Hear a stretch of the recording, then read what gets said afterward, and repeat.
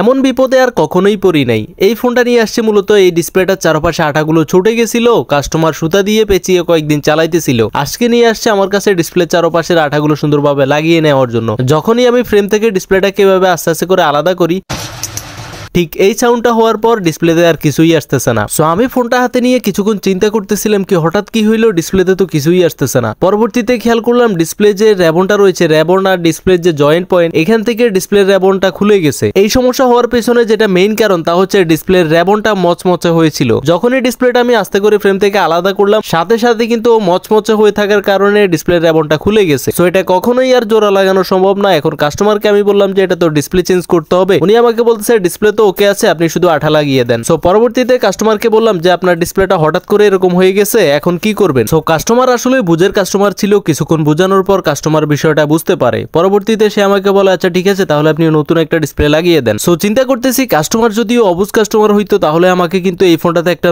নতুন ডিসপ্লে লাগিয়ে দিতে হইতো নিজের পকেটের টাকা দিয়ে। সো এখন যেহেতু কাস্টমার বলতেছে তাকে একটা নতুন ডিসপ্লে লাগিয়ে দেওয়ার জন্য, আমরা খুব সুন্দরভাবে এই ফোনটাতে একটা নতুন ডিসপ্লে ফিটিং করে দেবো। এন্ড আপনারা দেখতেই পাচ্ছেন আমি খুব সুন্দরভাবে এই ফোনটাতে নতুন একটা ডিসপ্লে ফিটিং করে দিয়েছি। এখন থেকে যে কেউ যদি তাদের ফোনের ডিসপ্লেতে আঠা লাগাতে আসে তাহলে প্রথমত চেক করবেন ডিসপ্লের র্যাবনে কোনো সমস্যা আছে কিনা, বা র্যাবনের অবস্থা কেমন, সেটা কি মচমচে হয়ে আছে কিনা। যদি সেই অবস্থায় থাকে তাহলে অবশ্যই কাস্টমারের সাথে কথা বলে নেবেন, না হলে পরবর্তীতে যে কোনো সময় সমস্যা হতে পারে এবং কাস্টমার নাও বুঝতে পারে।